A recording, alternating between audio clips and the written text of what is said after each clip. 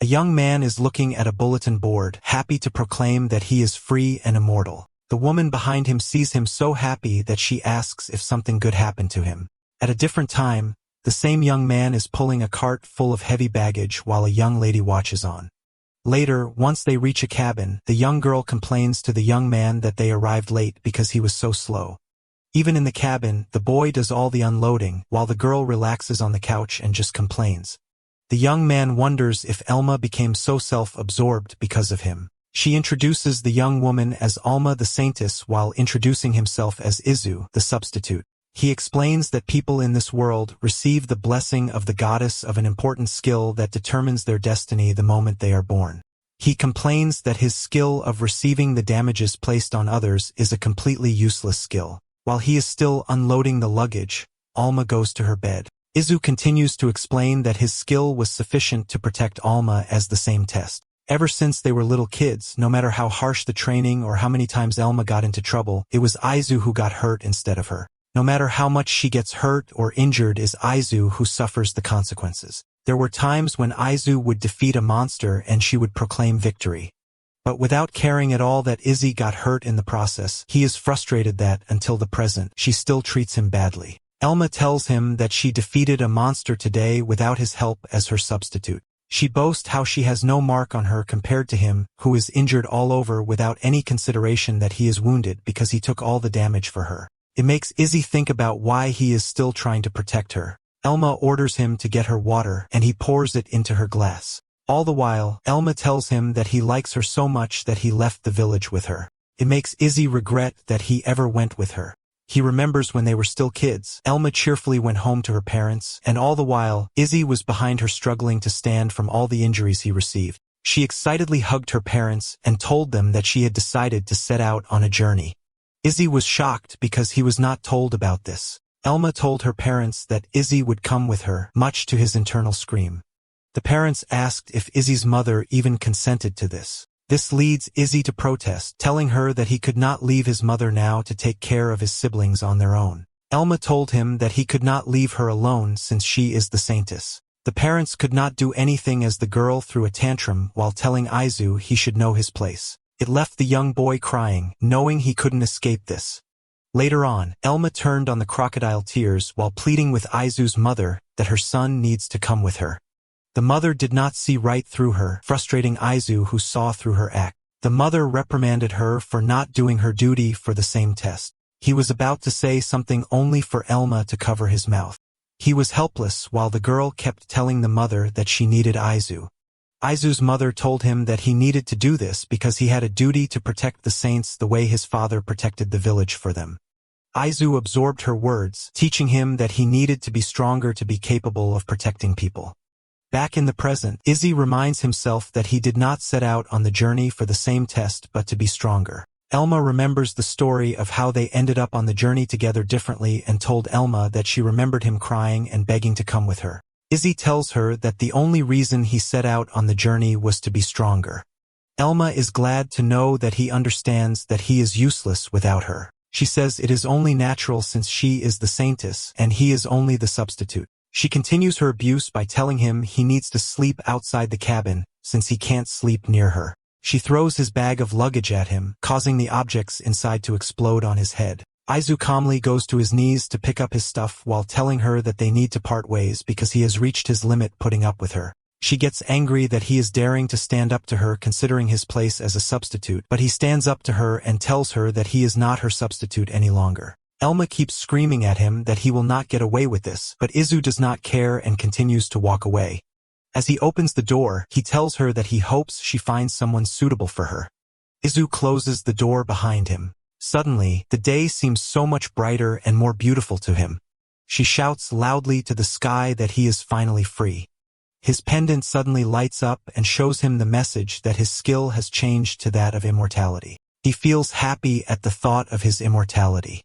Fast forward to the beginning the story, as a woman asked him if something good happened to him. The woman is so beautiful that Izu can barely look at her. He then realizes that he can't tell her that he just broke up with the same test because it would make him look bad. He maintains vague answers, only saying that something good happened to him. The woman introduces herself as Lisa, the guild receptionist, and asks if he is in the guild for a quest. He says that a quest would be nice and asks for her recommendation. Lisa asks what his skill is to properly assess him. He shows his pendant to confirm that he just recently became an immortal. She gets so amazed that she holds his hand and asks that he take a difficult quest only an immortal like him can attempt. The moment he says yes, a blackboard appears beside Lisa, catching Izu off guard. She writes down on the board that the difficulty of the quest is 20, and that the goal is to get lizard materials. Despite the difficulty of it, Izu agrees to do it with a smile. Later on, Izu is walking in the forest, not realizing that there is a creature following him. He thinks he is getting closer to his target, not realizing that a dragon already has its mouth wide open to eat him. The next thing Izu knows, he is being swallowed by a dragon. It successfully swallows him, and he ends up unconscious, falling to its gigantic stomach that is filled with remains of the dead. He wakes up from the strong, horrible smell. He panics, seeing that there is no way out. He is in such a panic that he does not realize that his sword has fallen from him and stabs the dragon's stomach wall. The inside of the dragon suddenly trembles as if there is an earthquake. The next thing he knows, he gets spat out. He gets up, relieved that he is alive. He then gets surprised that there are adventurers pointing weapons at him, but they are just as flabbergasted as he is. Raises his hand to surrender. Lisa then approaches him and asks if he is okay. Seeing her beauty gives the young man a moment of relief. He tries to reach out for her, but she and the others do not want to get near him because of his smell. Izu asks her if killing the dragon in his unconventional way counts as successfully clearing the quest. She tells him that she counts it, making him feel victorious. Later on, Izu is taking a shower in Lisa's bathroom and still can't believe it. He remembers how beautiful Lisa looked when she invited him to take a shower and stay the night at her place. Lisa shouts from the other room that there is a towel and a change of clothes ready for him. The self-conscious Izu grabs the towel and the clothes. He comes out of the bathroom wearing the clothes ready for him. As he thanks Lisa, he becomes conscious of seeing her clean his underwear for him. He apologizes, but the woman is more concerned about seeing how her father's clothes fit him. She then volunteers to clean up his wounds. Hearing her so concerned about his wound makes him remember how Elma made him feel bad every time he got injured and makes him glad that other people are not like the same test. Lisa is lifting up his clothes to take a look at his wounds when he becomes conscious of her touch. She is surprised that all of his wounds are gone. He looks closely at his face for more wounds, making the young man blush. Now that she mentioned it, he realized that it did not sting when he took a shower. Lisa thinks he is incredible for his immortality. Later, she sets up a feast and tells Izu it is for the immortal hero of their town. She informs him that it was the townsfolk who brought in all the food for him. Izu asks with humility if they are really sure he can have all this nice food, so Lisa reminds him that he is a hero. She explains that the town has been suffering the wrath of dragons and lizards for many years now. She remembers how the dragon commanded the lizard people to take food from the town.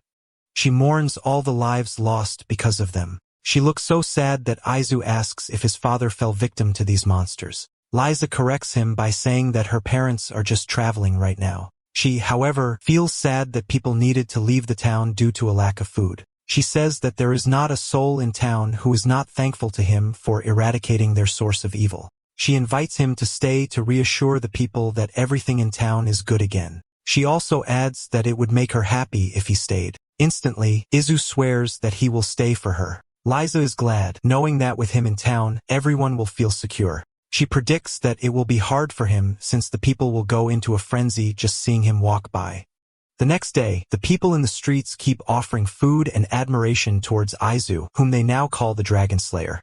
Because of the successful quest, Izu gained new equipment and a high-grade dagger. The next day, people still keep surrounding him as he walks the street. The day after, more and more people surround him so that he can't breathe or move. He gains the habit of hiding every time he sees women admirers close by.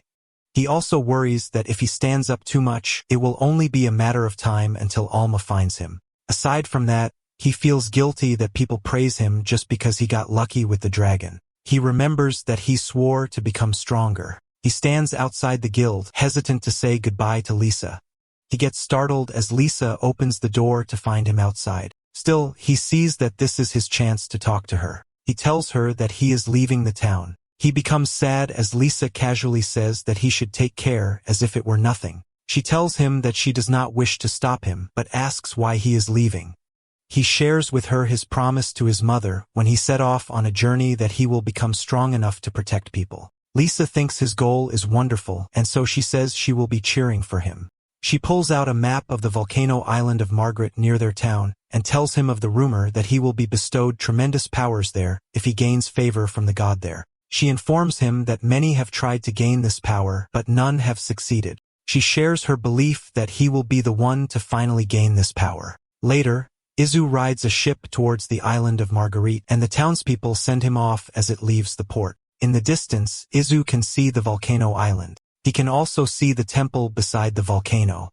Izu arrives at the port of the Mulgard volcano island. There, he meets the old mayor, Cliff, who tells him that they have been waiting for him, and that he has heard of him from Lisa and knows that he wishes to visit the shrine. The old man warns that the volcanic shrine is treacherous sacred ground where adventurers travel to get the skill of fire resistance only for a few to return.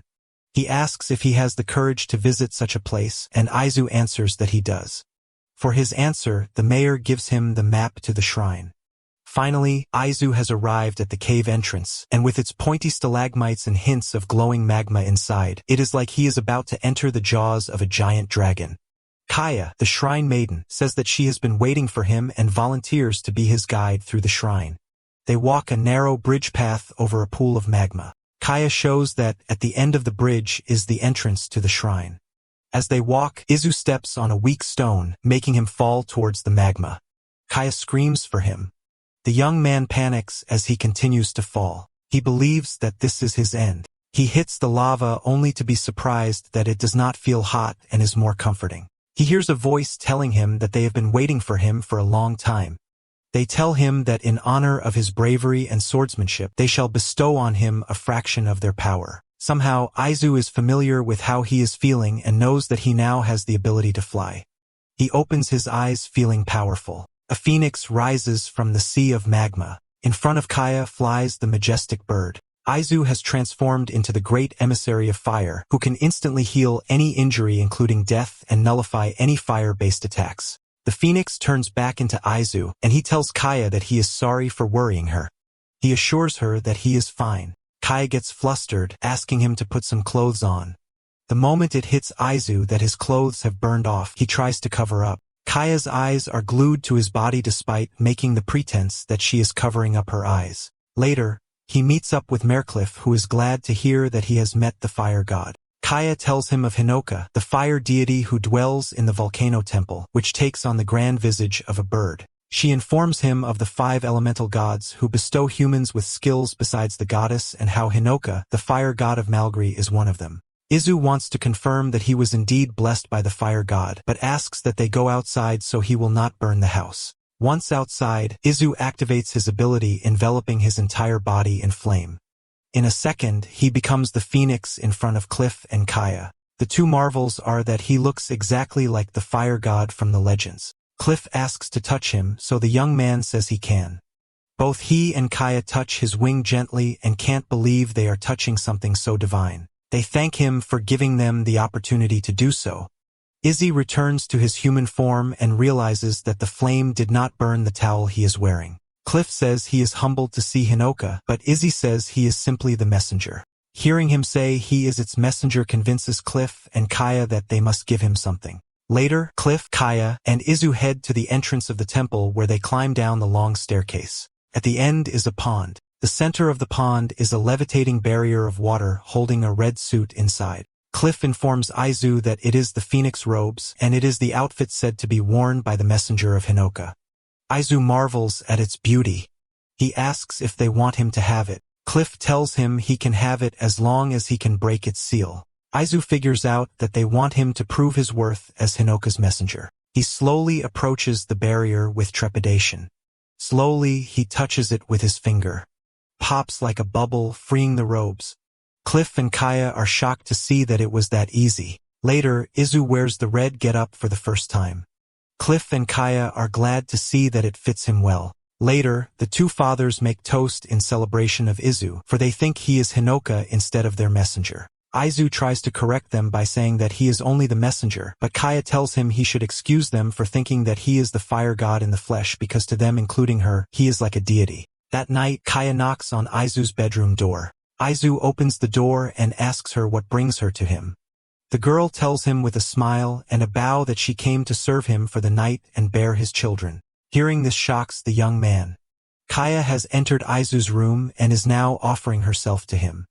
The young teen wonders why this is happening and suggests they'd both sit down first. Kaya takes this to mean that he finds her undesirable. Izzy waves his hands at her to show that this is not the case as he continues to gather his bearings. Kaya explains that she is a shrine maiden. Now that Hinoka's existence has been revealed, she has the responsibility to pass this down to future generations. Having a shrine maiden who inherits the messenger's bloodline is essential. She bows in front of him and begs him to let her have his child. Izzy thinks for a moment and then has an idea. He asks her if she is really okay with this. Kaya smiles at him, saying it's no problem. This is her destiny as a shrine maiden. Izzy replies that he thinks it is wrong since sleeping together should be done by people who truly love each other. He adds that even if they had a child, he or she would then bear the pressure for their whole life. Thus, it would be better if everyone chose the maidens as the stars of the festivals and delivered offerings to Hinoka. He concludes by saying that this is what would make him really happy. Kaya thinks about his words and is convinced. She apologizes for being presumptuous. Aizu then tells her to keep herself pure for someone she loves from the heart. Kaya then leaves the room and Aizu buries his face in the pillow. He regrets not taking advantage of an innocent little girl. The next morning, a huge crowd is in the street with citizens eager to get a glimpse of Aizu. He realizes that he stands out and worries that Alma will find him. That evening, Cliff and Kaya came to bid him farewell. She tells him that she will be waiting for his visit forever. Izu holds her hands and assures her that he will return. He thanks them for everything and then transforms into his phoenix form.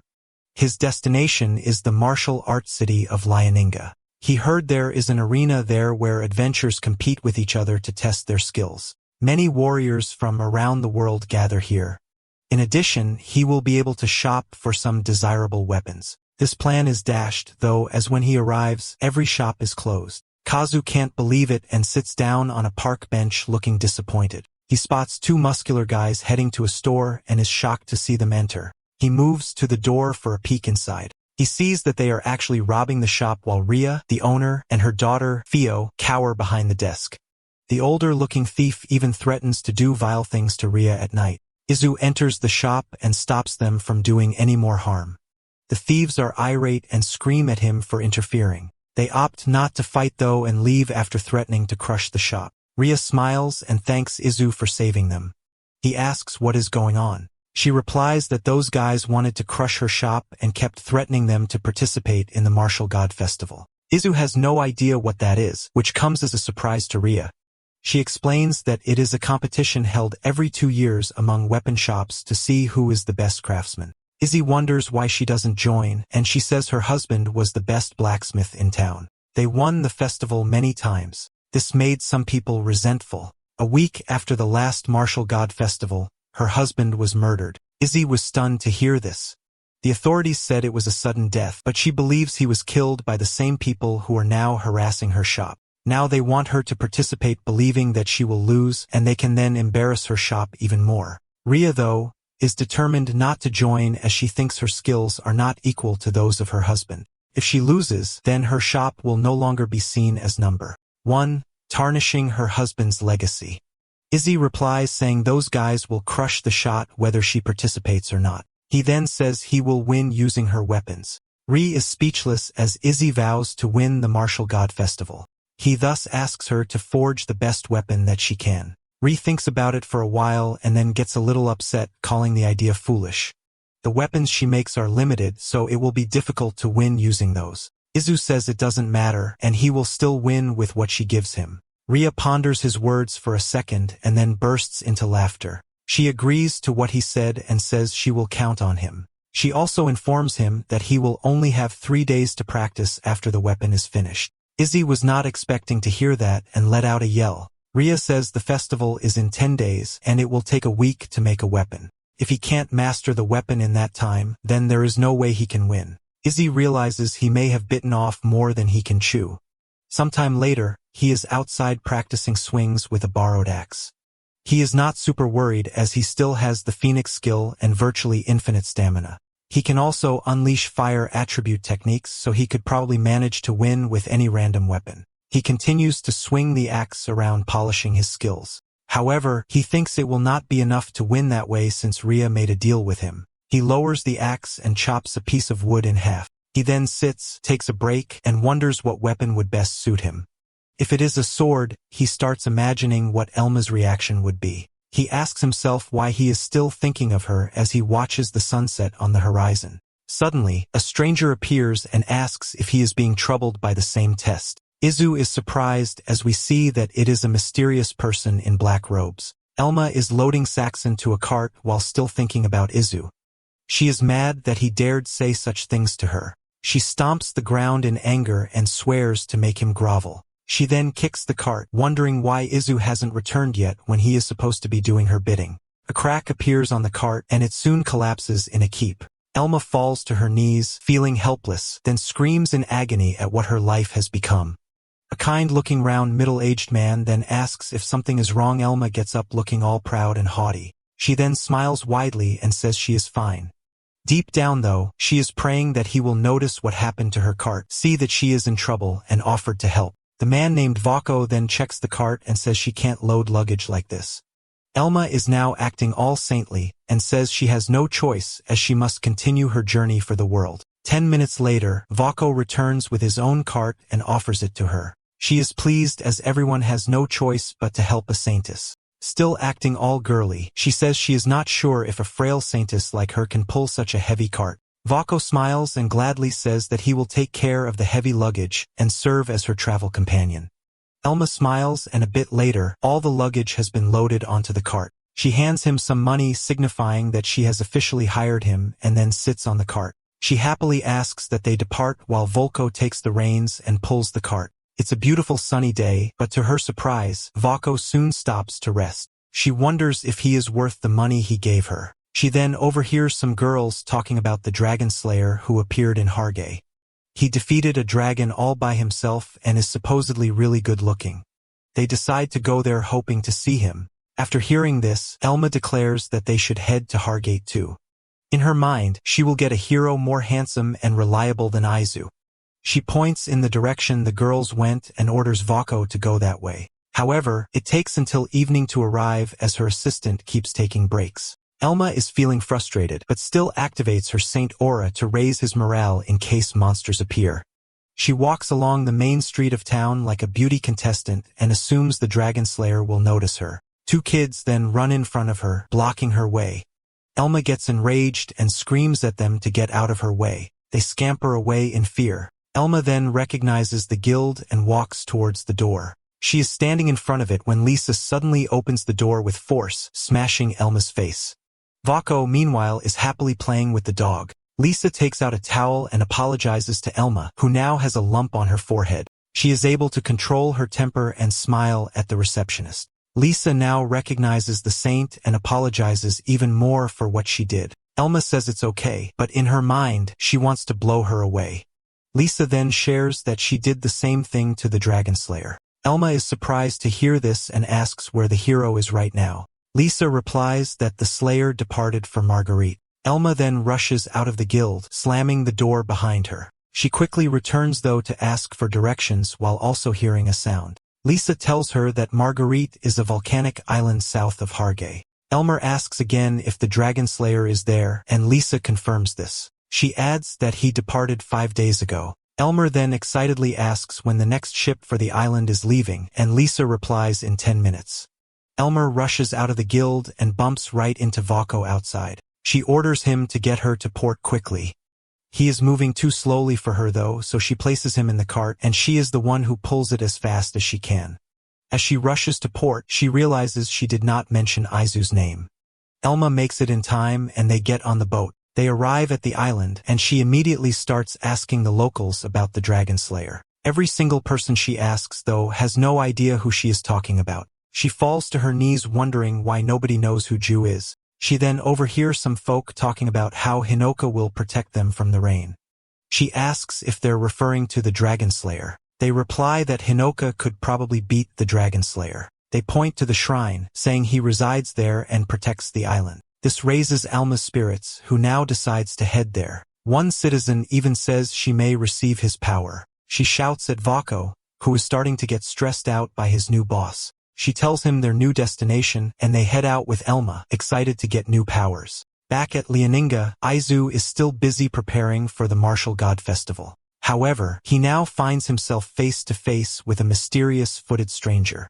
He waves his hands a bit and is able to see that Aizu has the phoenix skill. The young hero asks how he knows that. The cloaked figure replies that the immortal bird is bound by the human Saintess. He adds that Aizu should not forget those words before leading him in the street. He wonders what the words mean and then thinks about the term seven Sanctas. Suddenly, he gets very stressed as he realizes Elma is among the seven. If Izu is the immortal bird surrounded by the seven saints, then are they his allies or enemies? Each of the Sanctuses wields a sacred weapon, commanding mastery over it. With that, he wonders what weapon he needs to match them equally. More importantly, what can he use to win the martial god festival? Just then, a bright voice asks if he's been training all this time. To his delight, Ria has come with snacks and tells him to take a break. Her timing is amazing as he was just getting hungry. The meal starts with a big chomp out of some bread. Curious as to how he's doing, she's told that he's getting pretty good with an axe. However, he looks at the short weapon and can't help but hesitate. He asks the blacksmith what she thinks is the weapon that fits him the most. It's a sudden and unexpected question, but regardless, she gives a reassuring smile and tells him to choose the one he likes the most. Izu stared at her as if failing to think about that option before. The answer then would be a sword, as he spent so much time watching Alma fight with hers. He thinks about what he actually knows about handling the blade. Beside his friend who uses her Saintess skill to master all sword techniques, he took damage meant for her. With this, he realizes what the girl earlier was talking about. His eyes beamed, saying he can master any weapon he's given, and asks the blacksmith for a favor. The day of the martial god festival has come. It's finally time for the adventurer wielding Ria's weapons to show just what they have to offer. The mother and daughter watched proudly as Aizu stepped forward to do his best. He was holding the hilt of his newly made equipment covered in red to match his Phoenix God gear. On the other hand, his opponent was clad in thick armor and carrying a sword longer than his body. The man looked at the thing on his hand, which was considerably short and oddly shaped. It was made in Ria's renowned shop, but it looks like quite the unbalanced sword. That said, it wasn't just for show. Everyone is surprised by what happens next as the hilt and stubby blade suddenly erupted in a burst of flames. They call it the Demon Blade Sword, ready to devour everything it touches in a raging blaze. However, an attribute weapon isn't uncommon in their world, and the opponent's specialized defense is used to such things. Their weapons clashed and waves of fire swung forward. Not one to be underestimated, the saint's former substitute splits his weapons apart. To the man's surprise, he was now up against a dual sword wielder. Despite their size, they were far from meek as the flames erupted like a volcano. Like his opponent, Elma often uses only long sword techniques, so he who can instantly switch forms as he wants is stronger than the Saintess herself. With one swing of the demon's sword, the man covered in layers of tempered steel fell to the ground. The audience cheered and the entire arena roared, reacting to the victor of the match. Ria and Fia watched from the stands, waving delightfully at him.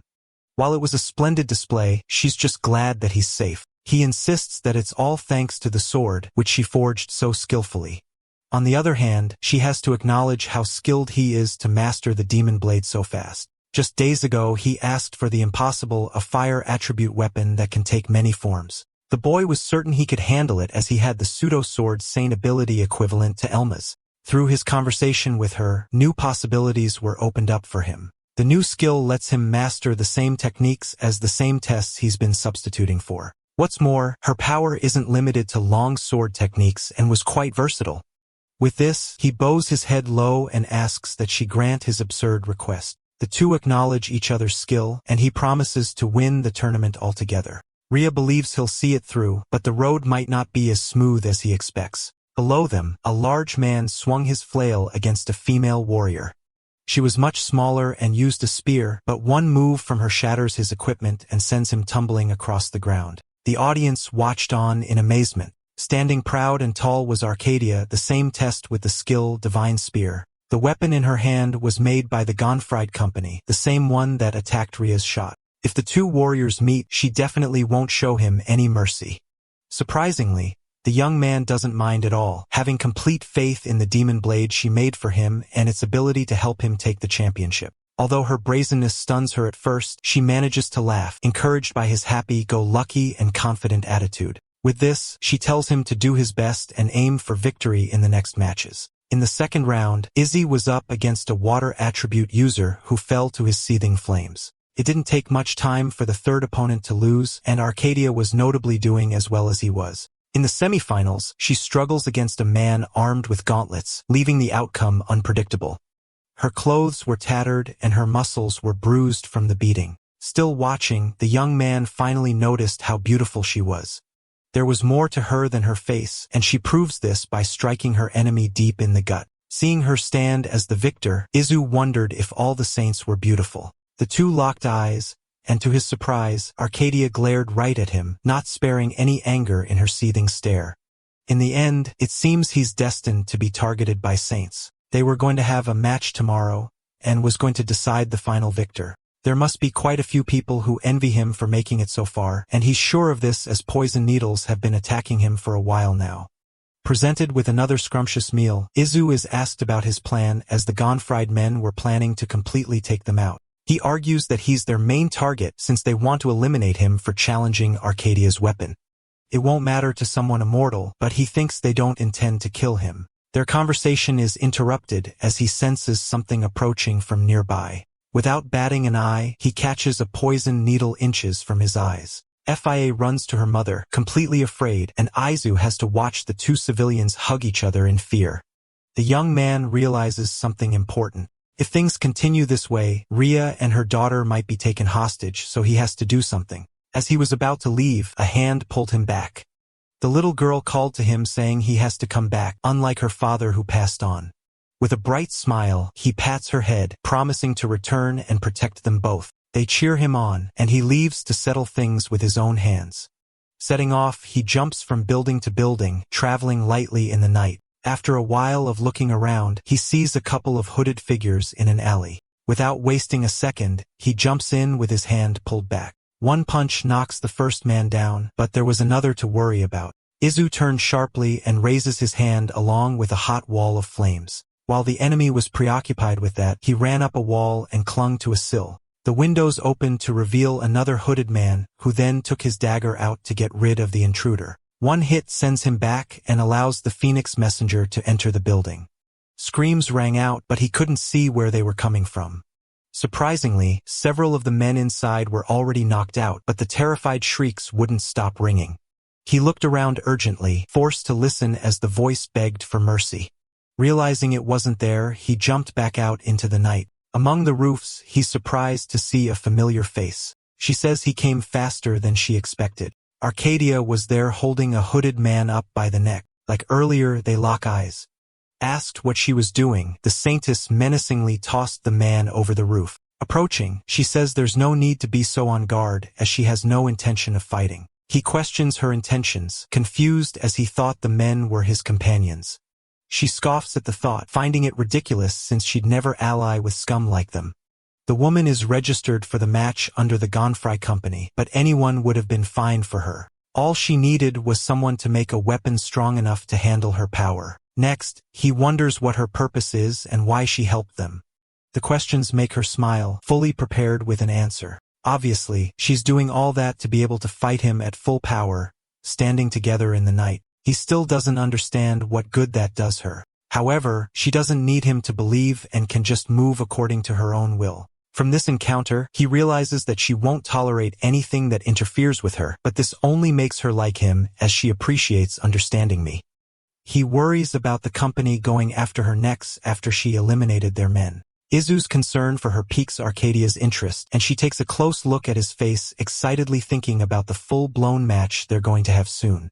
Taking her hand away, he acknowledges that he has to get serious or it might get dangerous. Under the light of the moon, the two stared each other down with a deceitfully mellow but patronizing face. She says she doesn't understand. After all, whether or not he's serious, there's no way he can beat her. The statement surprisingly enraged the young man, who grits his teeth and suddenly feels all competitive. He then remembers his time with Elma, who insisted that no one could beat Saintess. His daydreaming annoys the woman who feels like she's being ignored. In that moment, he wanted to break that pretty high nose of hers. Later on, Ria is woken up by some sounds outside. It's Izu who's just returning from the long and tiresome night. She's glad that he's come back safe and sound. The two ladies were by the tables, having tried their best to stay up and wait for him. He puts a blanket over Fio, who had fallen asleep on the chair. The two then catch up and talk about his encounter with Arcadia. Even he doesn't understand why the saint is excited to fight him. On the other hand, Ria thinks it's only natural as one doesn't come across a fighter like him often. She warns him about the spear wielder, who nobody has ever seen experience defeat. In other words, she's a woman who'll do and use whatever it takes if it means winning. Finally, the day of the decisive battle has come. The saint and the substitute faced each other, circling and waiting for the signal. Arcadia starts off by praising him for bravely standing on the stage. The gong rings to start the match, and the two immediately leap into action. The woman strikes first, raising her blade high, but it simply clashes against his fiery blade. As expected, the Saintess is strong. Preying on how naive he was, she drives her weapon harder and cuts through his fire. Izu is forced to tumble across the arena, but oddly chuckles as he gets back on his feet. Slightly infuriated, she questions what he finds so funny. Rather than humor, he was quite happy with the exchange. After all, who wouldn't be glad to find a powerful opponent? It seems he grows stronger every time he interacts with the Saintess. A weak voice called to the Saintess, panting and exhausted. Valka was still being dragged on by Elma, who passionately announced their arrival. Before them was the shrine on the volcano. She intended to force Hinoka into her party and cautiously peered into the small opening. The plump civilian fell to the ground, unable to stand the sheer heat emanating. Smiling, but similarly fuming, she encourages him to keep going. However, he's reached his limit and was just willing to wait for her there. Just then, a familiar voice called, asking who they were. Kaya looked at them with a confused stare. Hearing their wish to meet the god, the maiden leads them through the burning path. Elma couldn't help but look around, worried about the surroundings. Not everyone can meet Hinoka, even if they desperately desire to do so. Again, putting her act on, the Saintess says there's no need to worry about her. Upon reaching a cliff, she's told that the one she's looking for is at the bottom, and that she can jump over to meet him. If she really is a saint as she claims to be, she should be able to see him with no problems.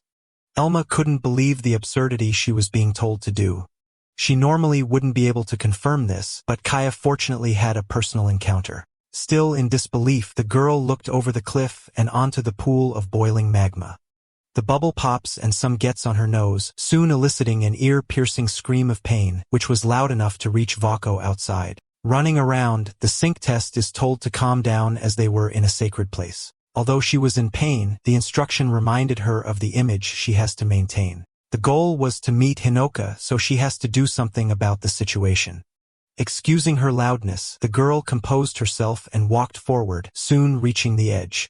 She was about to jump when Kaya called to share that someone became the god's messenger recently. The shrine maiden smiled brightly, delivering the good news. Elma is shocked and in disbelief, but later in the town, she sighed in relief as she was barely saved from burning in a lake of magma.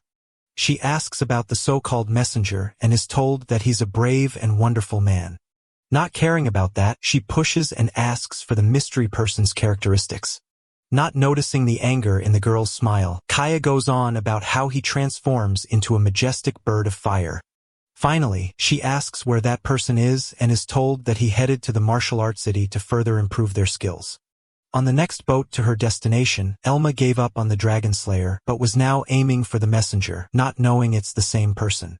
She then looks at Vako, who she now regards as a pig that's deadweight. At times like these, she remembers Izu and recalls how considerate he was despite being useless. Memories of how she treated him like a slave flashed through her mind. Tears well in her eyes, and she screams in frustration, longingly calling to him. Seeing Vako's pathetic self once again, she decides to leave him at the next stopover point. Before parting, she heads to a stall to buy him one final meal. As he was about to take a bite, she called with something important to say. He urgently looked back and forth at the princess and his sandwich. With her annoyance reaching its limits, she then reveals that she's thinking of parting ways with him, even adding some tears into the mix. Alma shares her intention to recruit the messenger and tries to fire the dull man from his duties.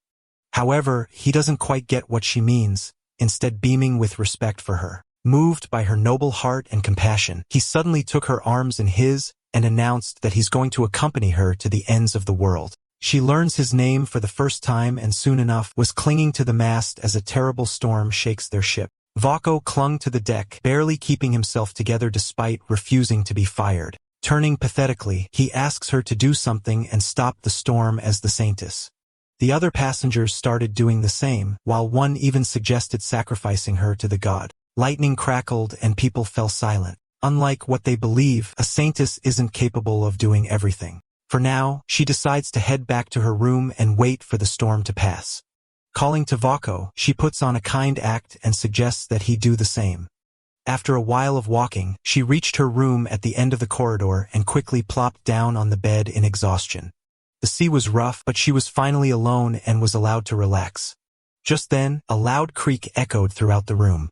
Elma urgently looked back to see who it was and was surprised to see Vako standing by her door and obviously still seasick. Like her, the man plopped down on the bed beside hers.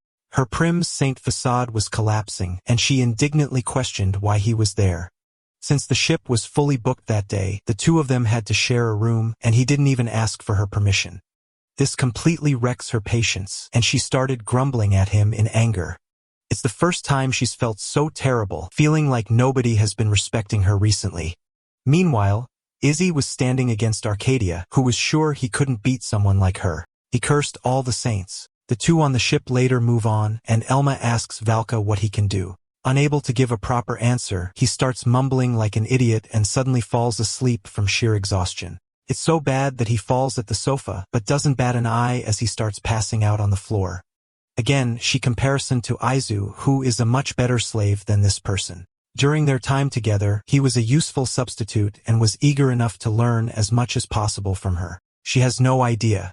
But because of watching her train so much, the young man was now much stronger than her. Putting a blanket over Valka's body, she gives it a heavy slap and tells him to learn something useful if she wants to keep on staying with her. Later and back on the ground, she studies a map intently. Their destination seems to still be quite far away, but she suddenly hears a bunch of people talking about a flame user's attack. Elma called, curious and eager to hear more of what they were saying.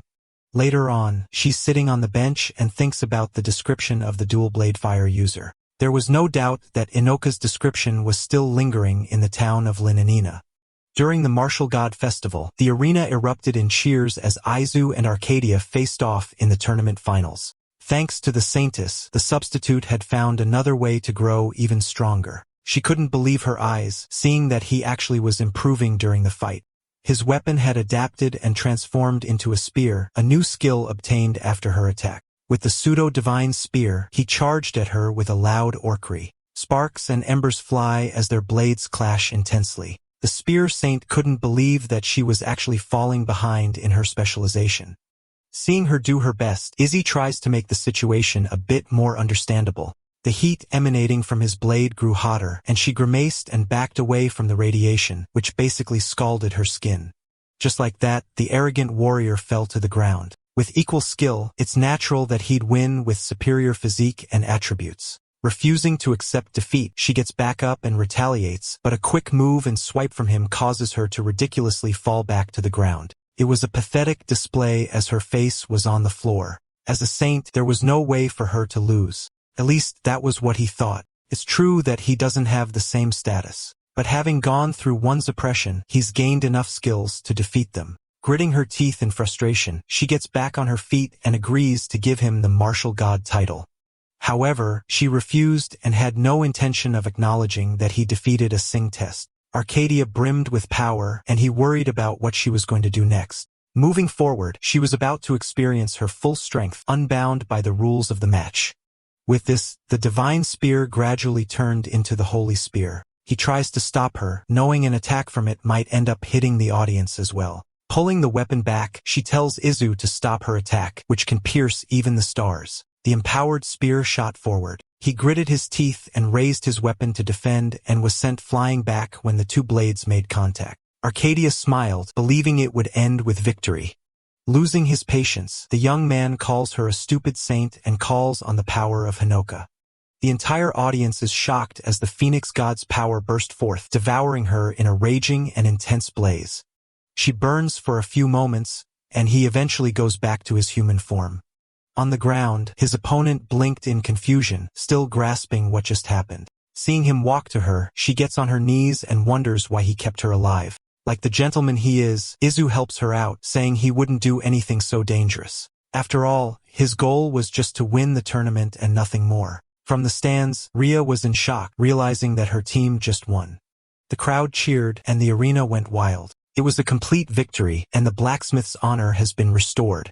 Soon enough, people started visiting her shop again, mostly hoping to see the gallant martial god. Izu greeted them with a sheepish smile, and while one woman mentions Ria's husband, the other calls out and announces that the young man was there. The store was filled with neighbors who never made the time to talk to the owner before. Even children were there saying they want to be the flame adventurer's disciple. As the crowd got bigger and bigger, Izzy realized that it was going to be a problem as more attention would have Alma find him faster. He grew still, remembering how Lisa talked about the sword saint looking for him. The young man quickly headed to the inn, saying he had to do something urgent. Determined to avoid his childhood friend, he pushes through the crowd and runs away. Like before, he was absolutely done traveling with saints. It's a hassle, but he has to travel in the middle of the night again. As he was about to enter his room, a familiar voice called saying she's been waiting for him. It was Arcadia, another troublesome person who seemed intent on sticking to him. Glaring, he asks what she wants, but she tells him not to be so defensive as she just came with a request. He first wonders if her injuries have been healed, but she laughs at him and shares that her employer had a substitute arranged for her. Hearing her talk about this only fuels his hatred for her kind. Moving on, she suggests talking in his room as it'd be bad to attract a crowd. After a moment of silently thinking about it, a group of people really did begin to form, prompting him to obey. Since she isn't a fan of beating around the bush, she gets right to the point. The woman blatantly says that she wants his seed, and he blankly nods along. His understanding belatedly comes, and his face grows pale in shock. It was an uncanny similar situation to when Kaya asked for the same thing.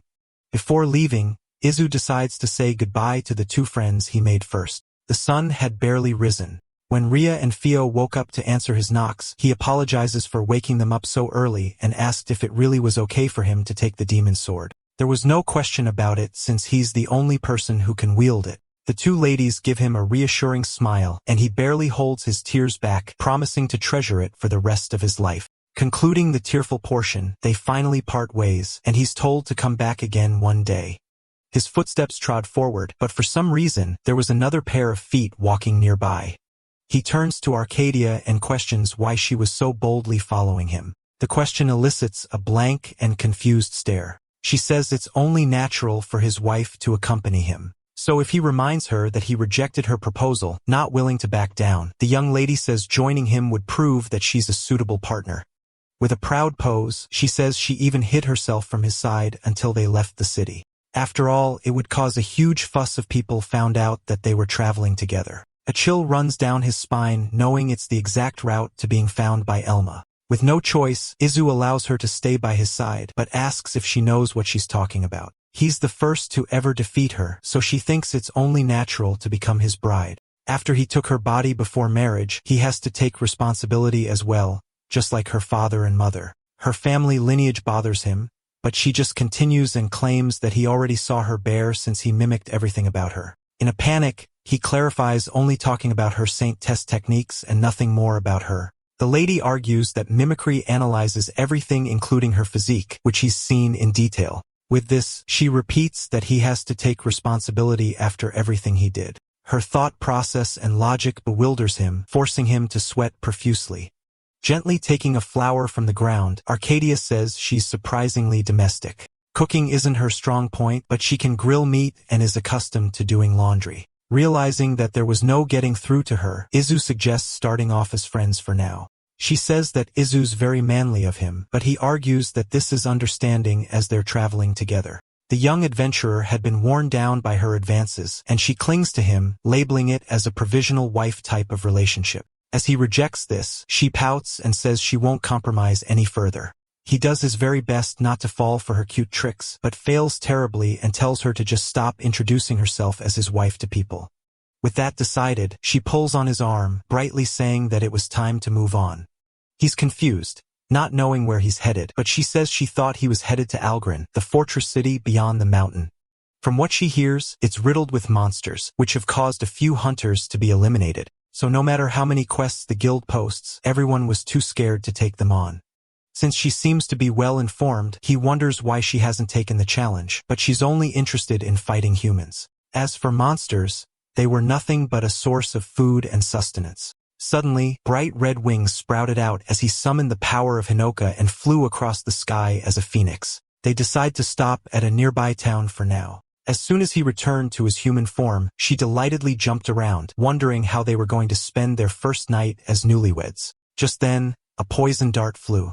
Reacting immediately, Izu threw himself at Arcadia to dodge the attack. Pinned down by his body, she misunderstands and shyly turns away, saying it's too immoral to be intimate in the streets. He tries to explain what happened, and she finally sees the dart on his back. Even with poison flowing in his body, he doesn't die and moves perfectly. However, it wasn't the time to be impressed as there was an attacker nearby. A hooded figure watched from the shadows, confirming that he really was immortal and is the one she seeks.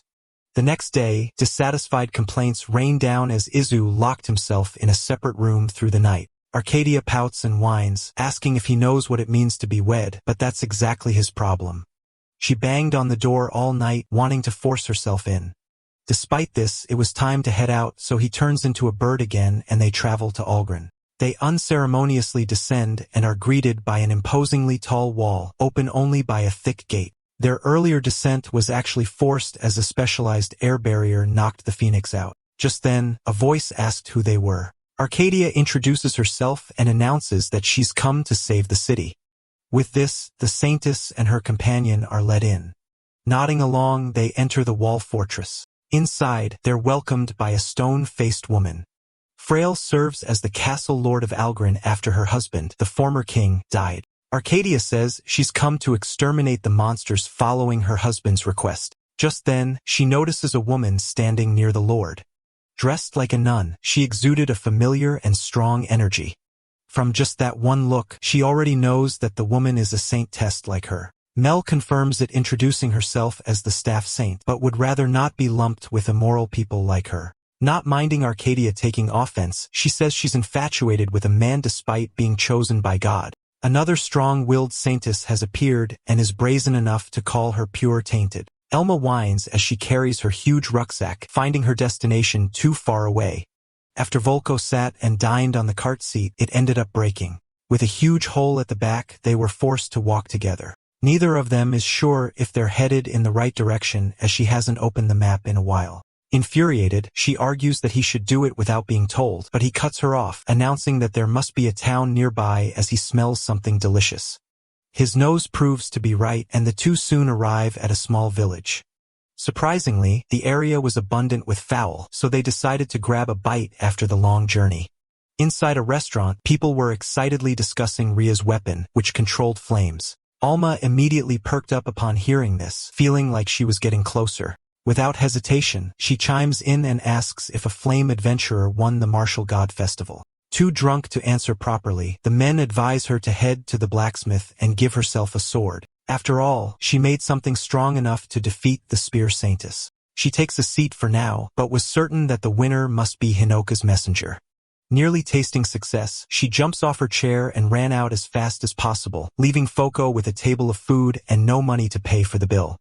Elma ends up lost, still in shock that there are other saints and people strong enough to defeat them. Since the messenger seems to be strong, her heart pounded with thrill, and she jumped around the streets, excited to recruit whoever that person was. Later on, she soon arrives at the smith and sees Theo outside. Confirming that she's arrived at the right place, she asks for the owner, Rafra.